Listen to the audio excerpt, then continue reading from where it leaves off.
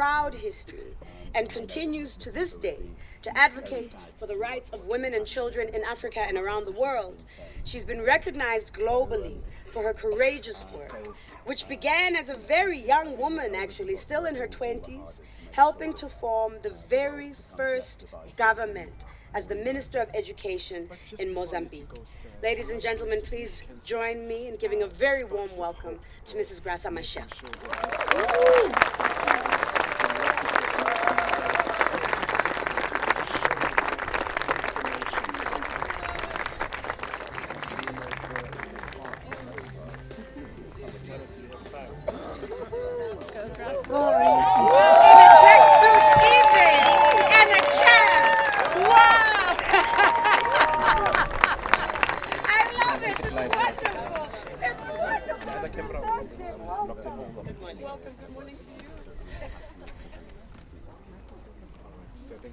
Good morning.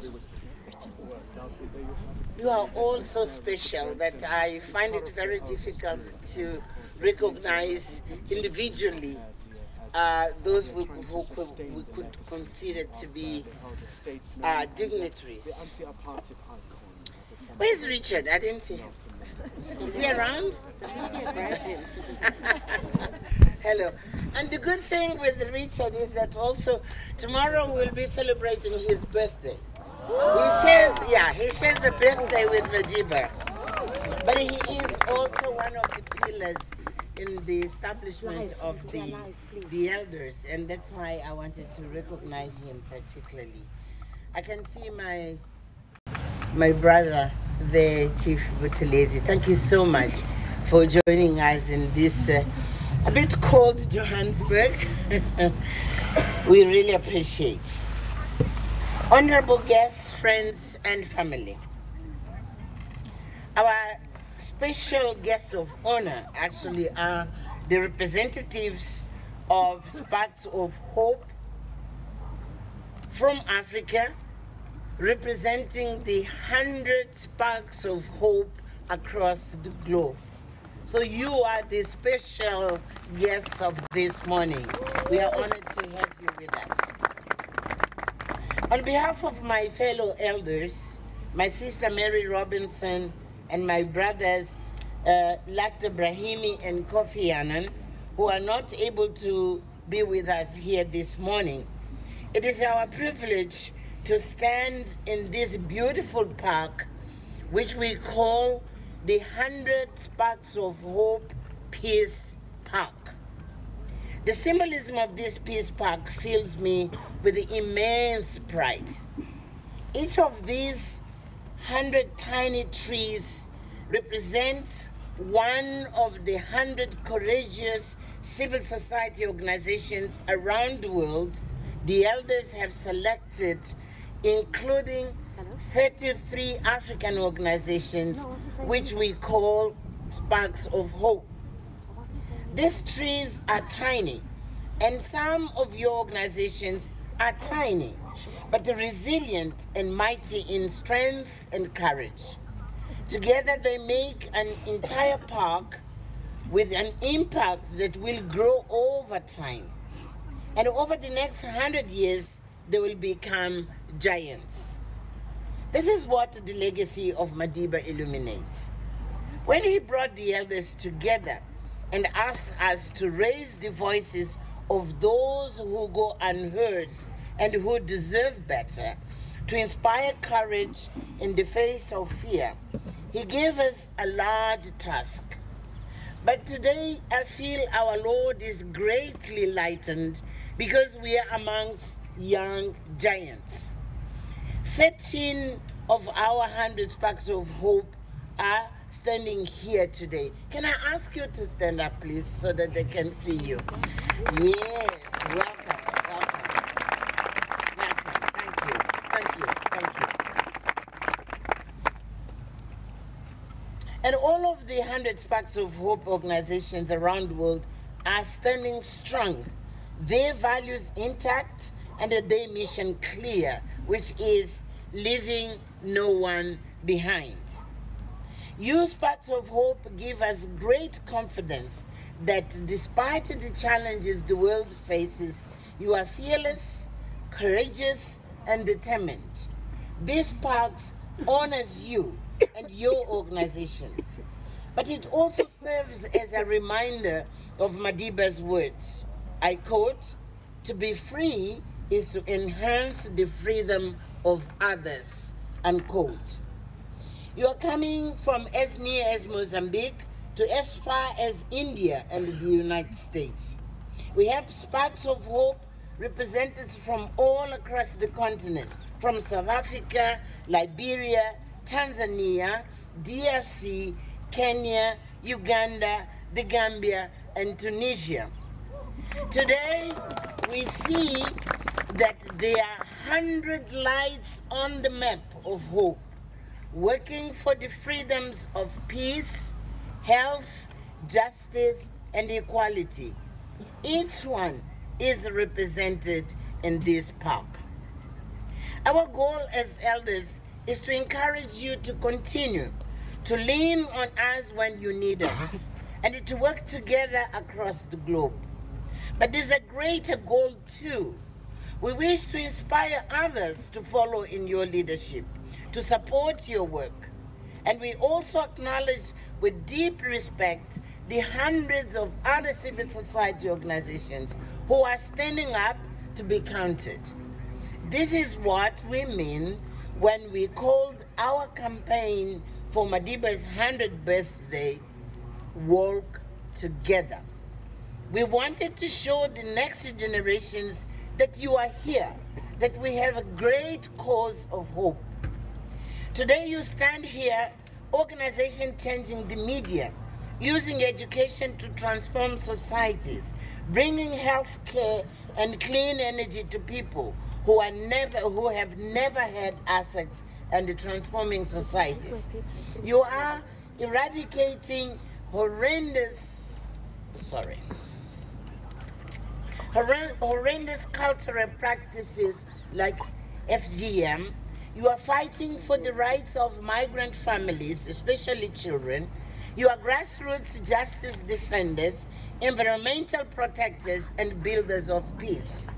You are rejecting violence against women, exposing brutality by the institutions we should trust. You are mighty, each and every one of you.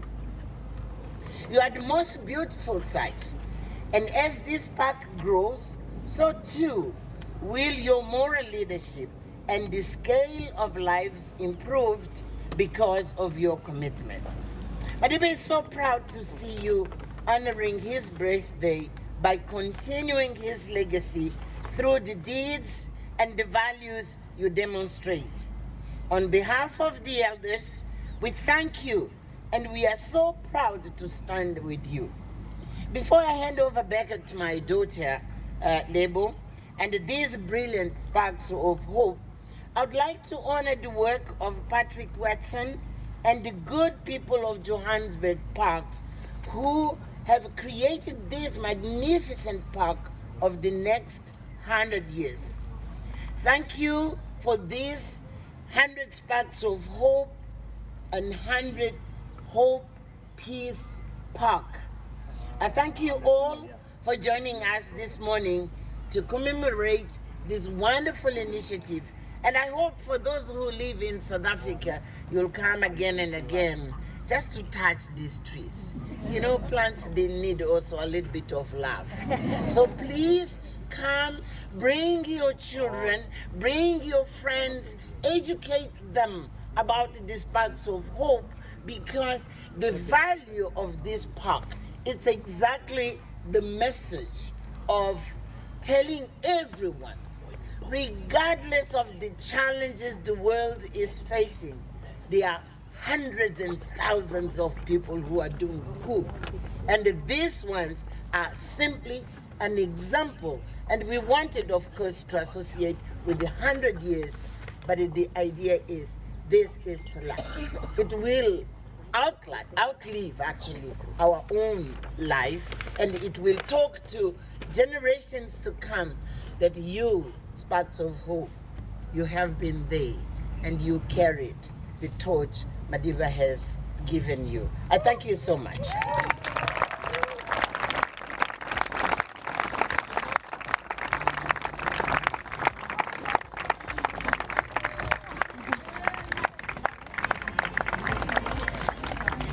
Isn't she amazing? I see this young woman in a tracksuit running from the back. I'm like, where's Mama Michelle? Kante, it's her. Kante, she's the very one. Thank you so much. We appreciate you. We value you. And we certainly appreciate our honored guests, the Sparks of Hope, who I have the privilege of introducing to you now, or giving a platform to introduce themselves.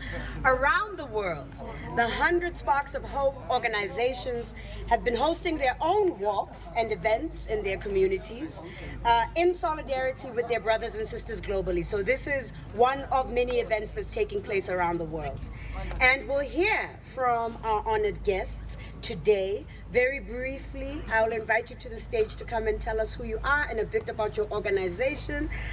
We have friends representing Sparks of Hope from home here in South Africa, from Kenya, Tanzania, Mozambique, South Sudan, Nigeria.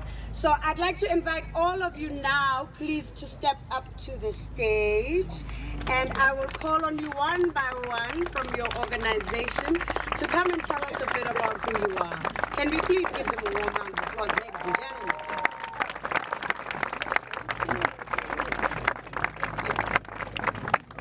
Starting with Shamil Idris with Judy Kimono from the Search for Common Ground, which is from South Sudan, Kenya, Nigeria, and also works globally.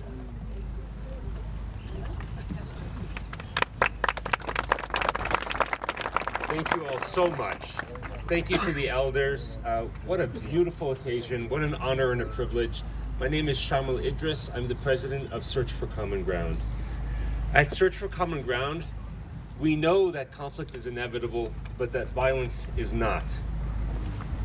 We make generation-long commitments to communities in conflict, and we work in partnership with them to apply a methodology and an approach that has proven to reduce violence and to restrict its spread and its devastating consequences. Today, the largest dedicated peace-building organization in the world, with over 700 staff and thousands more volunteers and partners working in more than 30 countries. This year we were so honored to be nominated by the Quakers for the Nobel Peace Prize, and we're equally honored to be here with you this evening. We have 3 projects here from Nigeria, Yemen, and South Sudan recognized. I ran around and took pictures of every one of them because our teams are frontline teams who are risking so much, oftentimes their reputations, sometimes even their lives, to do this work in communities that are pulling them apart, are going to be so touched and moved. And I only regret that you have to have me here to represent them rather than them themselves, although we have one of them from Kenya who I will introduce in 1 second. We know now, the World Bank has said just 2 years ago, that the primary cause of poverty and suffering in the world is violent conflict. And yet we also know how to end violent conflict. We know this, and every one of the Sparks of Hope here and the hundreds of thousands more that are not here show us the pathway to do this. Now, I find it especially fitting that our 3 programs that are represented here today from Yemen, South Sudan, and Nigeria were largely developed and led and run by women and or young people. The 2 communities who are among the primary everywhere, but also among the most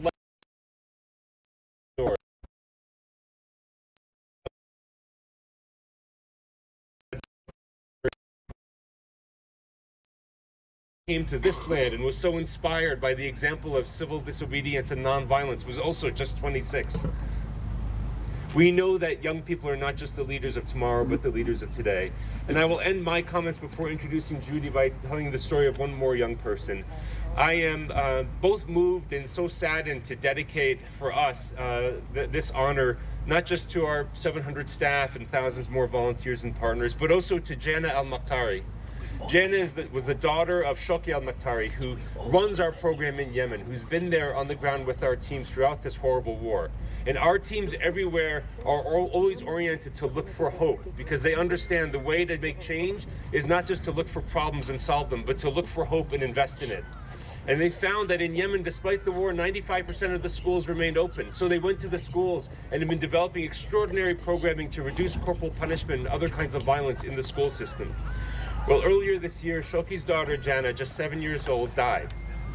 She died not as a direct result of the conflict, but as one of the millions of people who dies from conflict in these indirect ways, where she simply could not get the medical care that she needed and we could not get her out of the country for it. And so with this recognition, it's a reminder to me, and her life and her death is a reminder to all of us at Search for Common Ground that this scourge of violent conflict must end. And the wonderful thing about being here with you all is that the sparks of hope remind us that we know how to end them. And with that, I want to introduce Judy Kamamo. Judy deserves a tree of her own. She runs the Search for Common Ground programming in Kenya. And when the government there was trying to deal with violence, with the Al-Shabaab attacks in the coastal areas, and they responded by shutting down essentially the fishing industry, it was Judy who stepped in and mediated between the local fishermen and the security forces, and eventually led to an agreement that opened up the fishing ports again for people to make their livelihood, but for also the security officials to do what they need to do. She's an inspiration to me, and with that, I'd like to welcome Judy to the stage. Thank you.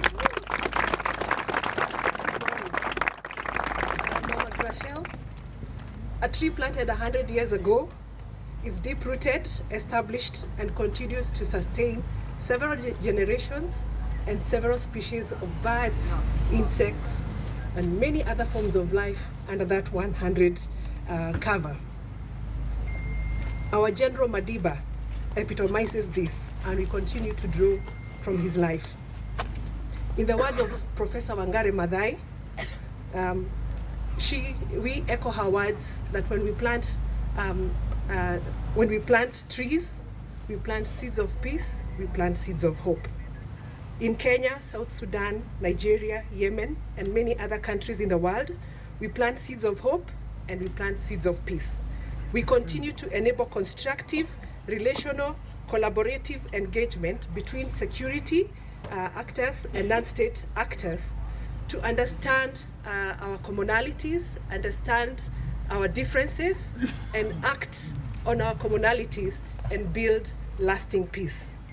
Through our work, women, youth, community elders, religious leaders are increasingly participating in developing security and peace architecture in their own local contexts.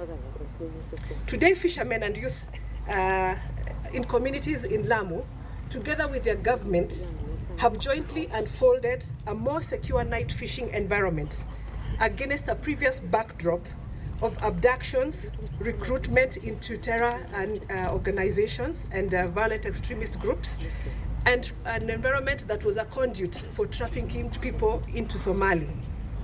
The magistrates, the probation department, the state court actors have now platforms for constructive engagements with these communities where women, youth, and men engage community leaders to foster faster delivery of justice and, more importantly, address the justice related grievances. Together, we inspire and spark the numerous possibilities when we all work to determine our lasting peace. Thank you. Thank you, Shamil. Thank you, Judy. I would like to plead with the speakers who will follow to please keep your speeches as brief as possible. We invite you to speak for 2 minutes, just in the interest of time, because I know many people are moving from here onwards to the big events that are happening. There's a lot going on over the next 2 days, and we don't want to delay people's schedules further. So without further ado, I'd like to invite Raj Panjabi with Benjamin Grant from the Last Mile Health in Liberia.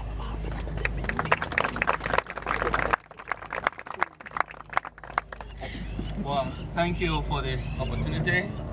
My name is Ben National Grant. And I'm Raj Panjabi. And last year at the launch of the Walk Together campaign, we reflected on a lesson from President Mandela. Our walk to freedom often means being willing to walk in the shoes of others. Today, Raj and I want to talk about walking in the shoes of community health workers. When I met Raj in Monrovia in 2005, the civil war that uprooted our families and country had just ended. Liberia was left with just 51 medical doctors to serve a population of 4 million. We're out in Liberia's remote rainforest communities where people can be days away from the nearest doctor. We're seeing our patients die from conditions no one should die from because it was too late by the time they got to us. Illness is universal, but access to health care is not. Hundreds of millions of people in rural communities lack access to health care, left behind because they have been taught too hard to reach. We started Last Mile Health to end this, or to change this situation. We work to bring health care within the reach of everyone, everywhere, by investing in community health workers. Community health workers are young leaders like Serena, who Ben and I had a chance to visit last year together in her village. Hired from their own community, trained in a few weeks by a nurse, equipped with a smartphone, Serena and community health workers like her serve the daily health needs of her neighbors. When a mother in her community is worried that a child is sick with malaria or pneumonia, it's Serena who comes to her doorstep with her smartphone and modern medicine and provides medical care to that child on the spot. And when Ebola outbreaks were spreading like wildfire in our country and across West Africa, it was Serena with many other community health workers who went door to door with doctors and nurses to find the sick, to get them into care, to literally hunt down this virus and stop it in its tracks. And today, thanks to our former President Ellen Johnson Sirleaf and now President George Weah, the Liberian government, with support from Last Mile Health and others, is hiring nearly 4,000 community health workers who are bringing life-saving care within reach of every last child and family in our country. Now, with our partner, Living Goods, Last Mile Health is working to support 5 other countries across Africa to hire and digitally empower 50,000 community health workers with support from the audacious project. You know, these countries realize that paying community health workers isn't just the right thing to do, it's the smart thing to do. But to see this movement spread, we've got to work a lot harder. And I want to thank Richard and Graça Mikel and Mary Robinson in particular, along with Jean, for the work that they've done over the past year in this space to move this movement forward. We've got so much more work to do. Like Serena, most community health workers are women from poor communities.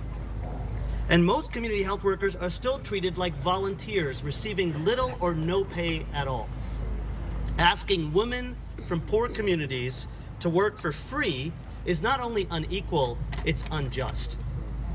We must help them, we must, with the elders, change this. We must fight with these community health workers.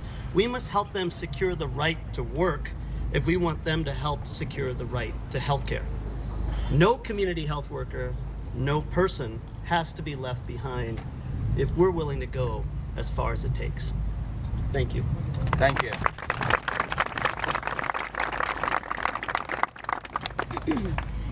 Next, I welcome to the stage from Tanzania, representing the People's Health Movement, Godfrey Philemon.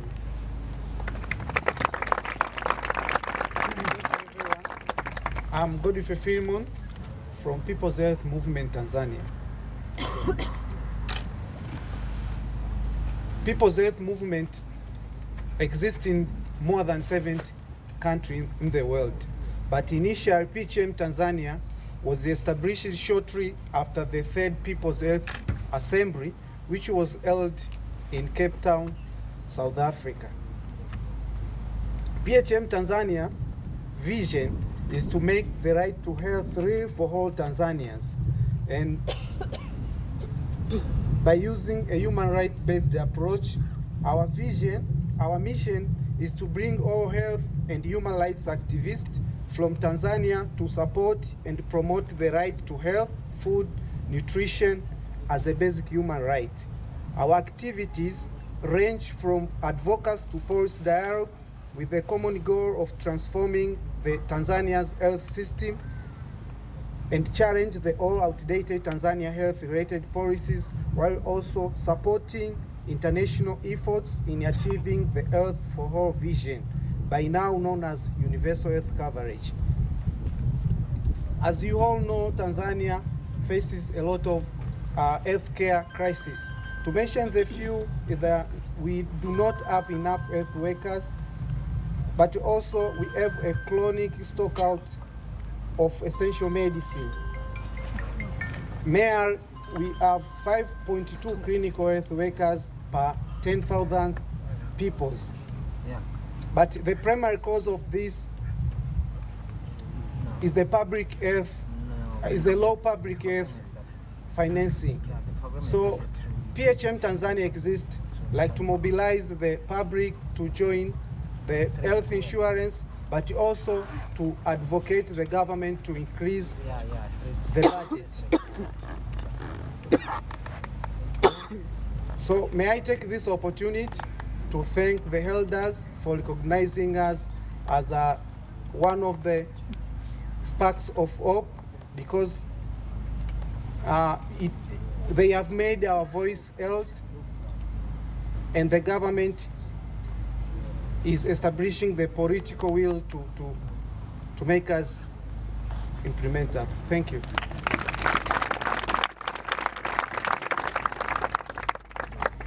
From India, representing My Choices Foundation, please welcome Elka Grobler.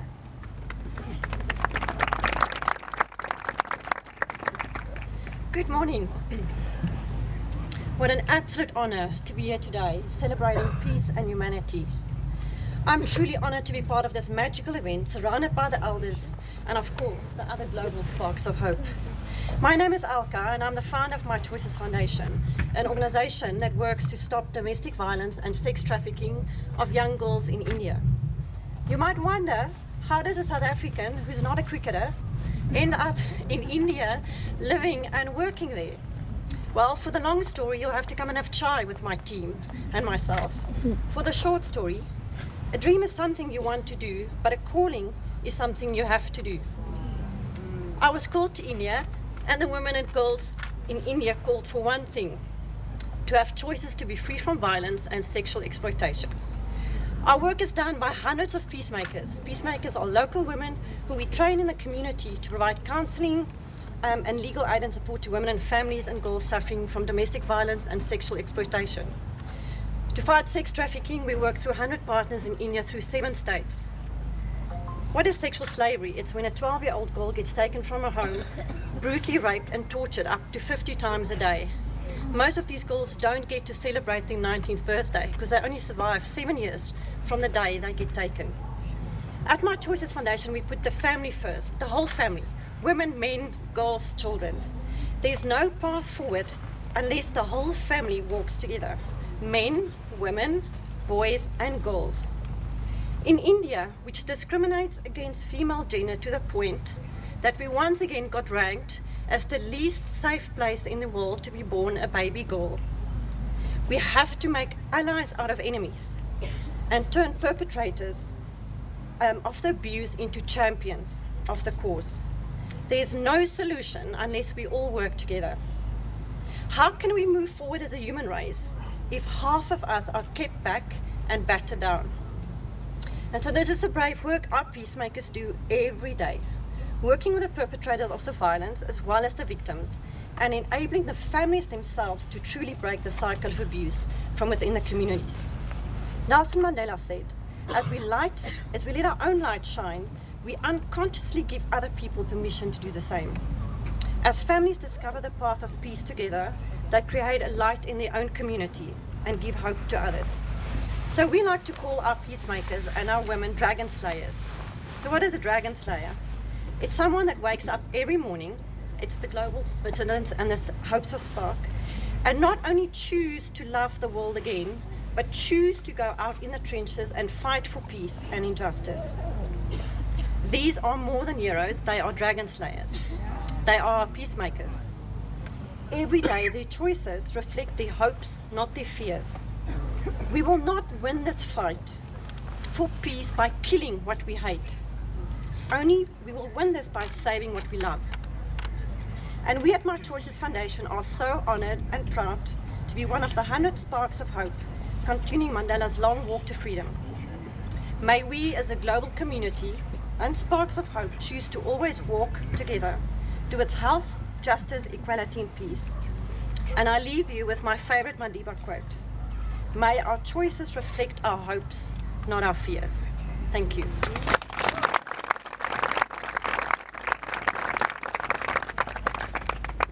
From Tunisia, representing Africa Youth Movement, please welcome Aya Chebi. Good morning. Good morning. My name is Aya Chebi. I'm a Pan-African activist. I come from a generation that changed the course of history.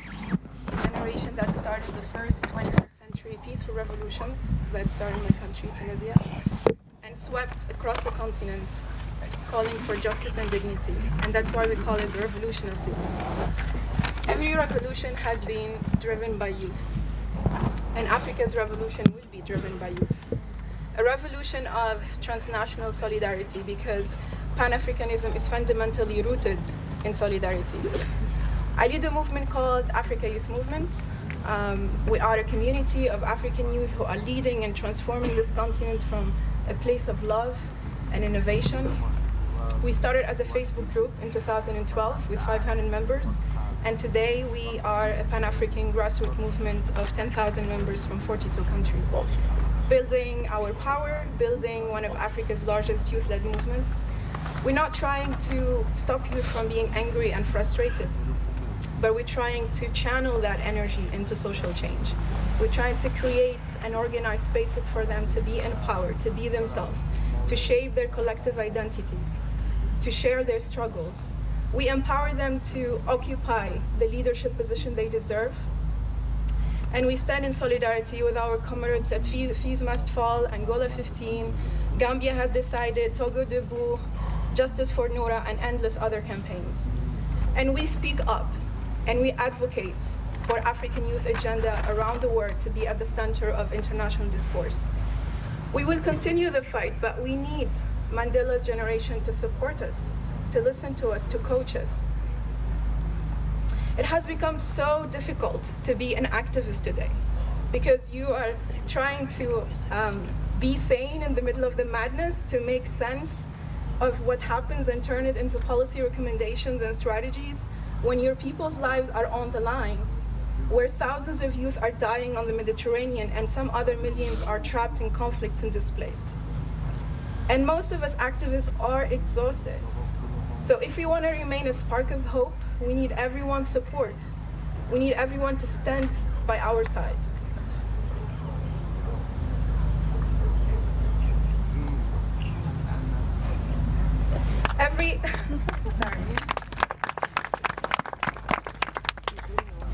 I just want to leave you with one message. The Africa we want to build is an Africa where we value the contribution and the leadership of women, because there is no Pan-Africanism without feminism, but also the Africa where we value our youth, because there is no democracy without youth, there is no revolution without youth, and there is no walk to freedom without youth.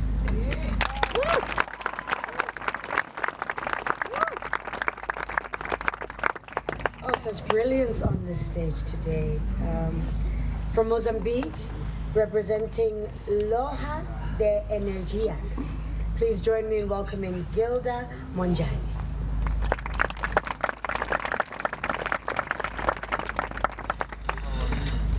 Good morning to everyone, and thank you very much for the opportunity. Thank you very much for selecting Loja de Energias as one of the spark. Loja de Energias means a rural shop where can people from the rural buy energy. You can imagine that my country has a lack of infrastructures. In the rural areas, most people do not have infrastructures or do not have shops where they can buy energy or energy source.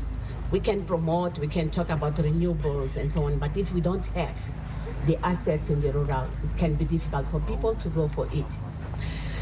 If people from the rural come to town to buy the material, once they step outside the door of the shop, the warranty is over. People cannot go back to the shop and claim. When I was young, I was born in the rural and I lived in such off-grid areas, and I know what is the problem. My house, my parents' house, had only a door without windows. And most of the time, we used firewood inside the home to brighten the house so that we could have meals and so on. Many Mozambicans still live in such conditions. When I finished my master, I decided to search on something on how to take such people from that poverty to end such poverty. I was offered a scholarship and I learned how to install solar energy in Germany. In Germany, there was something that they called charging board that was a very sophisticated material and people could use with wheels and so on. So when I came back to Mozambique, I adapted with the hood, simple hood, what I named charging board myself. And I supplied for the communities a simple lamp like this one that people charge and use it for 5 days. They changed the lamp. Thank you. So they changed the lamp, for example, with a kerosene. A kerosene of 500 milliliters costs 3 times price of charging the lamp. And with the kerosene, they use 2 days. And I make people save money. I help people to start small businesses. So I teach people from the rural areas, I target mainly women, on how they can do business to solve their problems in the communities. At the beginning, people were looking to this as, no, this is a male job, but we can use women as change agent for their communities. We can use women to empower economical themselves with the sellings, with the gains that they get from the charging of small lamps. When they charge 10 meticais, they create income for themselves, to take their kids to school, to improve their nutrition, and also to end up violence. Most of the gender-based violence starts because of lack of resource. So a woman needs to be free economically so that she can also have a way of helping her parent or helping her husband, and they can both develop in the family. So I thank you very much for listening to me. So far, I have built 42 new entrepreneurs. Among the 42, 30 are women and 12 are men. And they're all establishing small selling points and solving the problems in their community. So thank you very much.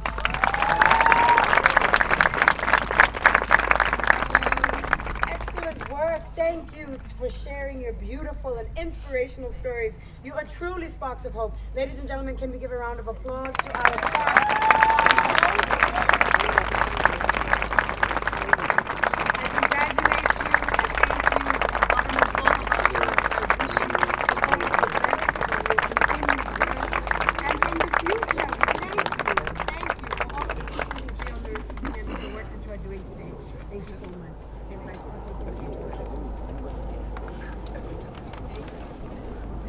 Oh, you want them there?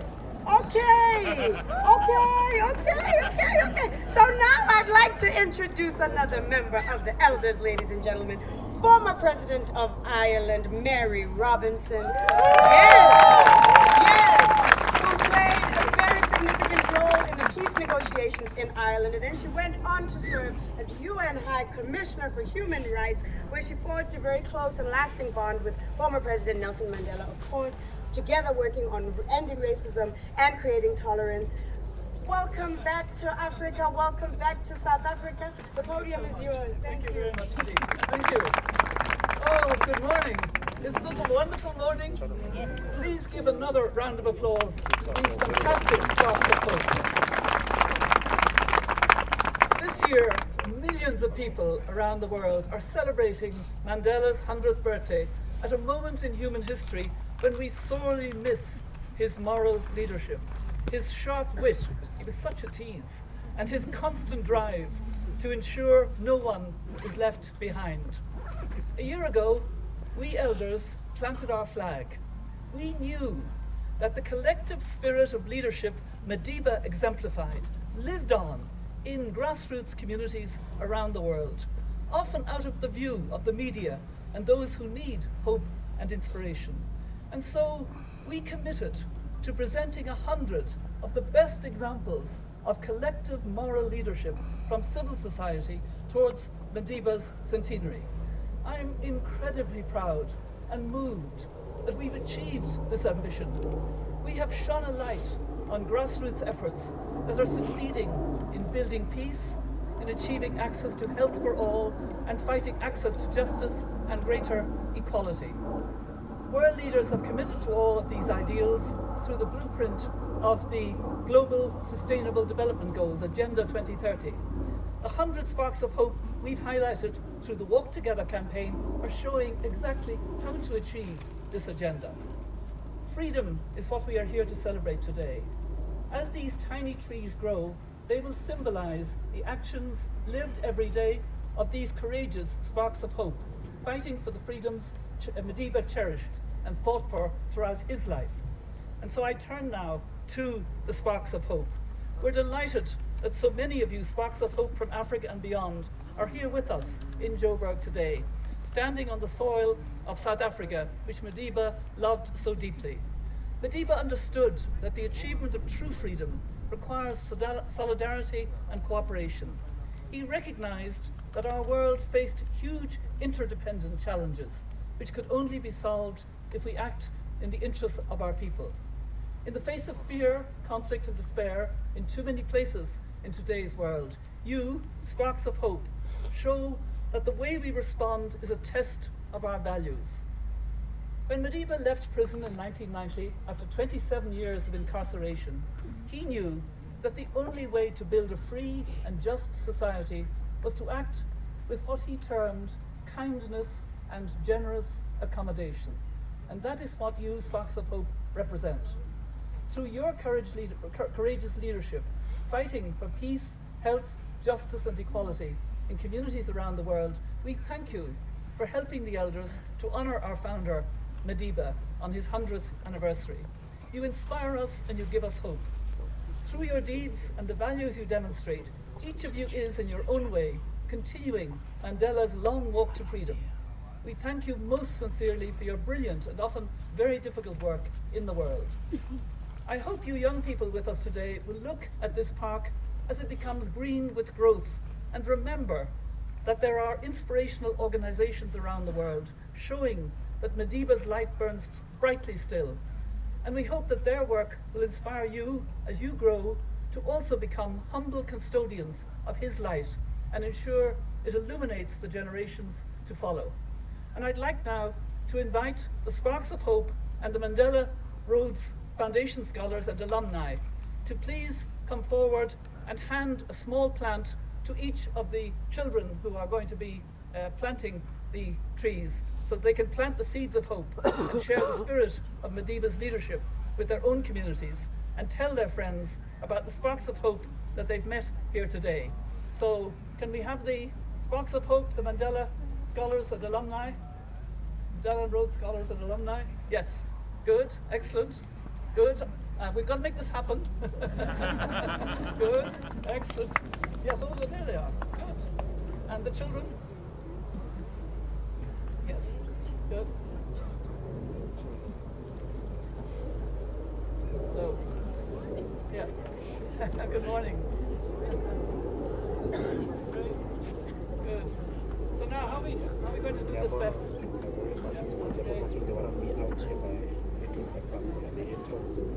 Okay.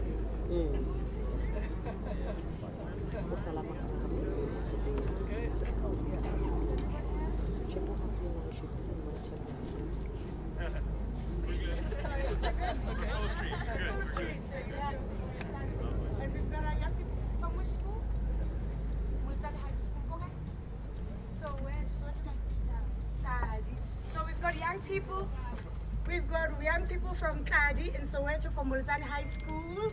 Millions of kids are going back to school today and tomorrow in South Africa. We're very grateful that you came to join us today. Viva Soweto, Ralerata. Thank you for coming. Yes, hi. Can you see the Okay, I think it's if they come up and Okay. then receive. Yeah. So Sorry? I'll follow a line, I think, Yeah. and then come up one by one, and then Bale, Batalefa.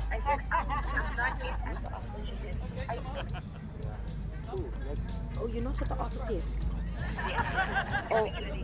Oh, at 11. Okay, that's fine. So the Sparks of Hope stuff.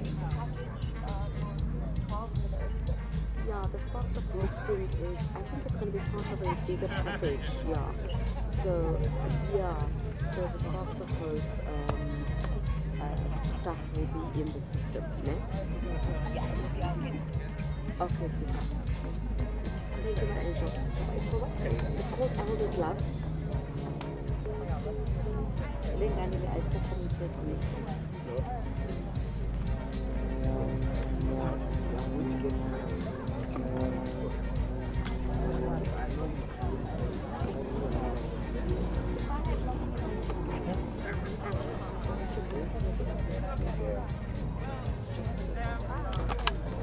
We now have had the handover of the trees to these young people, symbolizing the way that Madiba so loved young people and children and believed in their future and the future generations. So now I'd like to ask Taddy Blesher of the Maharishi Institute to identify himself to me. He's one of the brilliant South African Sparks of Hope.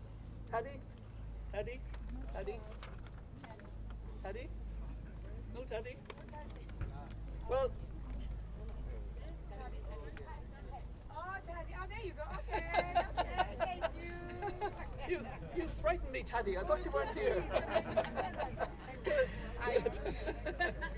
Now, Taddy, you're based here in Joburg, and you can watch over the 100 Sparks of Hope in this Hope Peace Park. And we want this to grow and flourish for the next 100 years, symbolizing the growing influence and change brought about by you and your fellow Sparks of Hope. We hope that you will come regularly and keep us all posted on how each of these 100 fledgling trees, each named as a spark of hope somewhere in the world, is flourishing. Good morning, everyone. I'm not Teddy, I'm not Tokozo. So Teddy is the co-founder of the Maharishi Institute, a university that he founded, and I'm so glad to be here today with my other 3 colleagues. So there's 3 students and his colleague right here. So I agree to watch over and update our fellow Sparks of Hope. I know the spark will flourish like our work will light up the spirit of the people who will visit the marvelous 100 Sparks of Hope of Peace Park. Well, thank you so much, all 4 of you, for being Taddy to me. And all that remains for me is to say a really very sincere thank you to Joburg Parks, to Patrick Watson and his team for creating this beautiful, sustainable park as a lasting legacy of the Sparks of Hope brought about by the campaign Walk Together. So, Injilonga, thank you. Injilonga?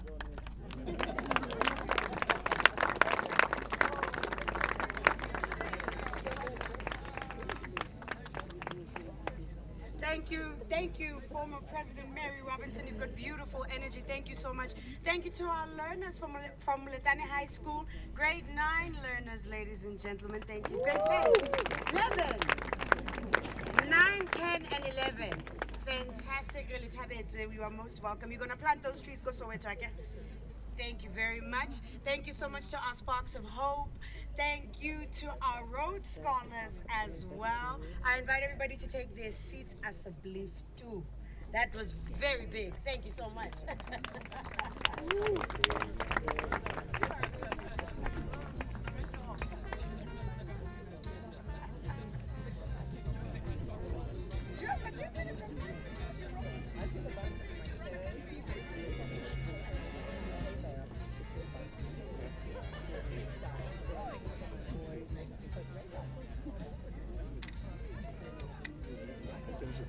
Okay, it is now my great pleasure to ask Sir Richard Branson to step up to the stage. We all know Richard as a global ambassador and business figure. He is the chair of the Virgin Group as well as the Foundation Virgin Unite.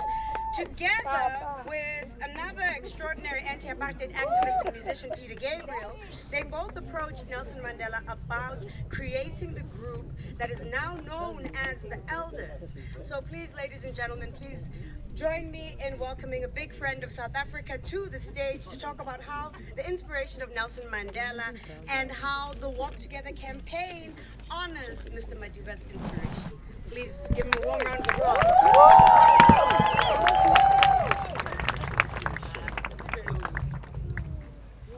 Hello, everybody.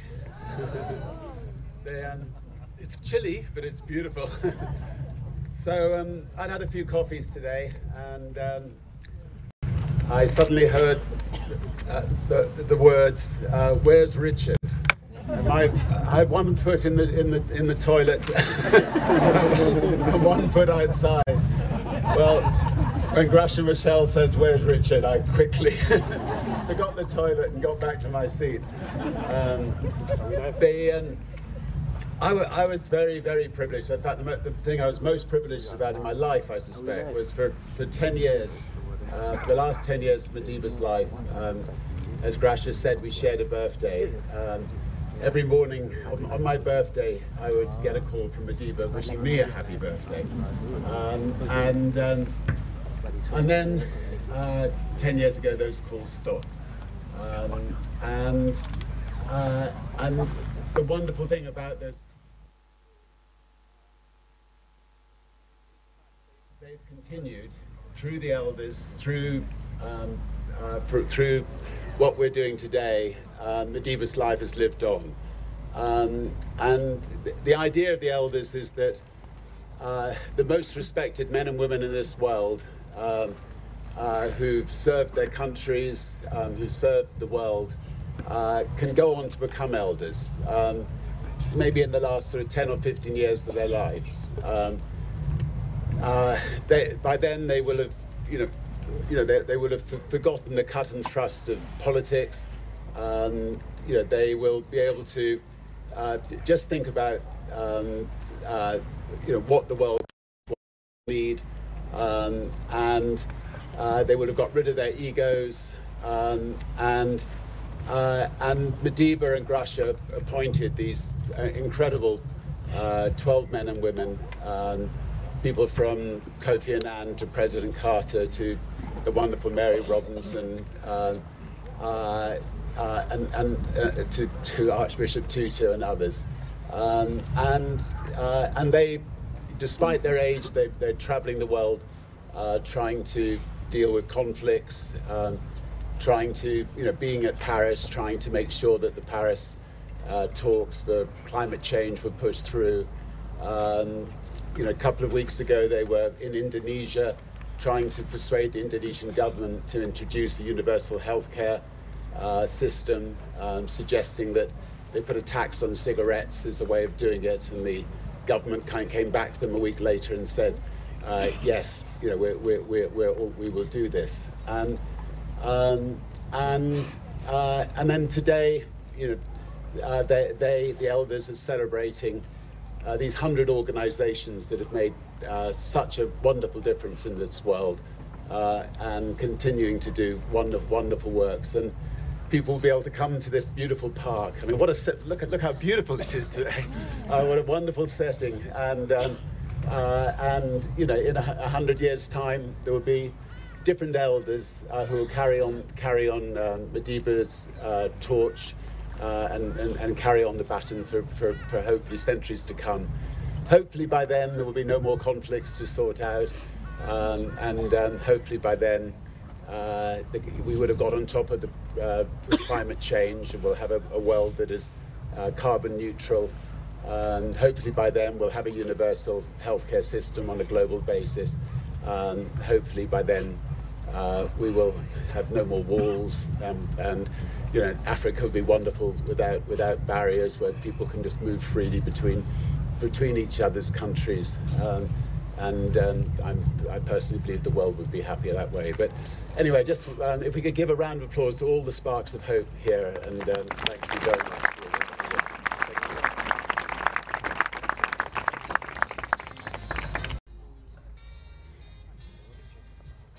Okay, ladies and gentlemen, so if you didn't know, because I didn't announce it, I apologize, there is free Wi-Fi at this event.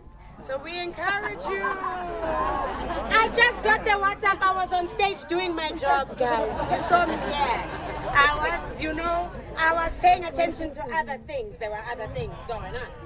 So you can still tweet, you can still Facebook, you can still upload all the pictures that you took of Mary Robinson and the Sparks of Hope and Richard Branson onto Instagram and Facebook and Twitter. The hashtag is Walk Together. We say a big thank you to MTN, our yellow friends over there, for giving us the free Wi-Fi. Take advantage of it. We've still got a little ride to go before the end because we must officially open the park, right? So now it's my pleasure to welcome Nonhlanhla Sifumba, member of the Mayoral Committee of Community Development, to declare the 100 Sparks of Hope Peace Park officially open. And she looks beautiful. Wow. Wow. You are very welcome. Nelson Mandela, Nelson Mandela, Auna Yotanang Liena. Ah, what a great morning. Thank you, Program Director. Thank you to all the elders that are present here today, to all the representatives of the Sparks of Hope, the members of the Board of Johannesburg City Parks and Zoo, the MD, who is present here as well today, the management, as well as the staff at JCPZ, the friends of the Johannesburg City Parks and Zoo, who are the custodians of this park that are present here this morning, to all the distinguished guests, welcome to South Africa, welcome to Johannesburg. To the members of the media that are here today, ladies and gentlemen, I bid you all a very warm welcome on this day when we celebrate the life of a man who symbolized humanity and what we call in Sizulu, Ubuntu. First of all, a word of appreciation to the elders of Spark of Hope for inviting me here today to be part of planting the 100 trees in honor of our beloved Tata, who would have turned 100 years today. Umamu Grasha and all the other elders here present who knew Tata very closely. I cannot imagine how today feels like for you.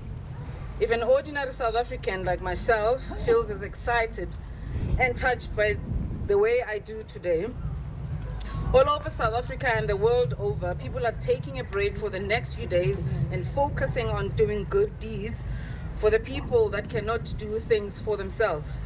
In memory of one of the greatest statesmen and humanitarians ever lived, today and the few days centenary of Utata and the grandfather, and honored to be in the presence of each and every one of you doing what Tata showed us. Tata showed us that humanity is not about collecting possessions for yourself at the expense or to the detriment of others. The great humanitarian he was, Tata showed us that to be great, you need to serve humankind with great humility through your deeds. We saw him dedicating his life to the causes of the children, the elderly, the poor, and the marginalized, as well.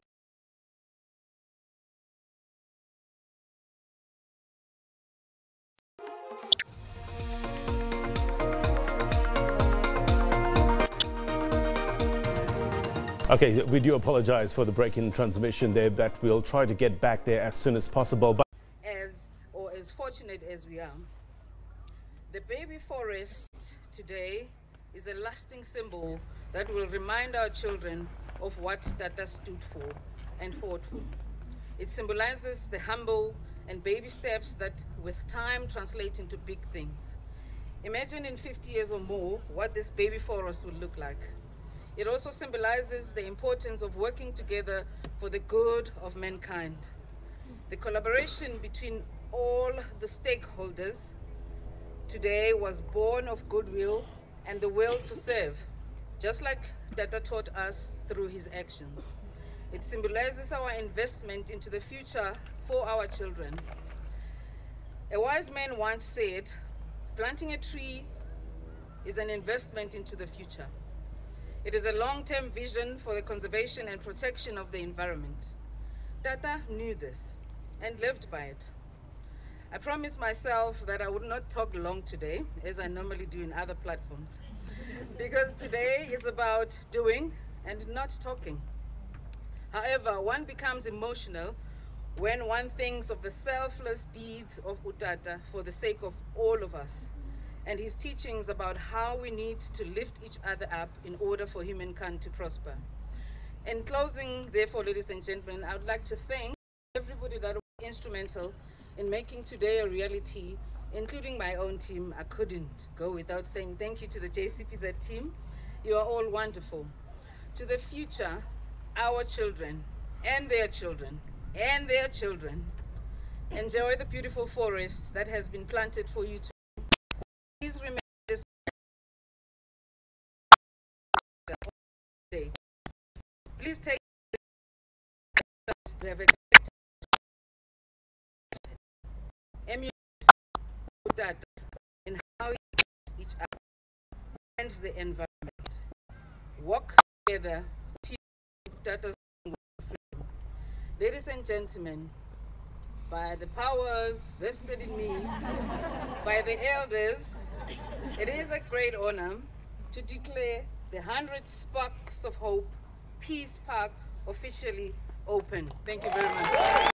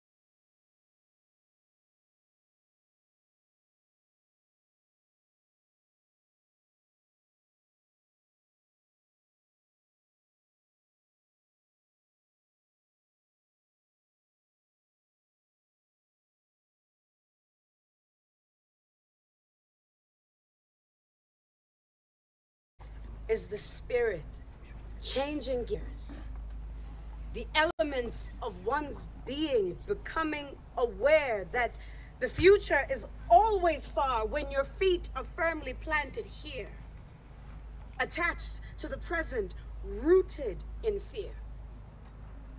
But change is the pulse of possibility pulling from the periphery to the now. It is the questions unanswered, the journey through the whys and the hows. It is a sojourn through darkness with a solitary flame as guide. It is the sole destination, the navigator, and the ride. It is the blue light revelation revealed when morning cracks. It is abundance when you have known how it feels to live in lack. It is the race, the car, the ref, the scorecard, and the track. It is eyes fixed to the horizon with angels at your back. It is the purpose held with reverence, reverted to when doubt attacks. It is an energizing uncertainty, leaving no option of turning back. Always shifting, always present, demanding of us to be more than who we see ourselves to be, than who we've been before. Tomorrow is an infinite portal with no ceiling and no floor. There is only the ledge which beckons us and wings designed for us to soar. There is a me that I could be if I just let her breathe outside. A thundering song that I could sing if I just let her breathe outside. There is a me who lives unseen. She paces the corridors inside. I dedicate that to you, 100 Sparks of Hope. I say a big thank you to all of our dignitaries, to the elders, to the SABC and all of our media partners who are here, to the kids of Louisiana High School. And to all of you, enjoy your park, enjoy all of the commemorative events of the next 2 days. May the sparks of hope live inside of you. I thank you. Go well. Happy Madiba Day and God bless. Thank you.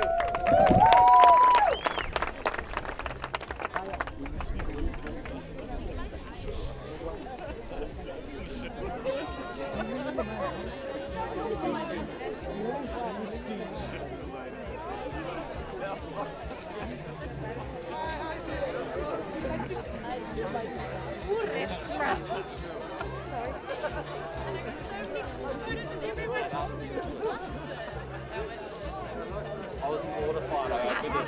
He uses this trick, but he stitched me up.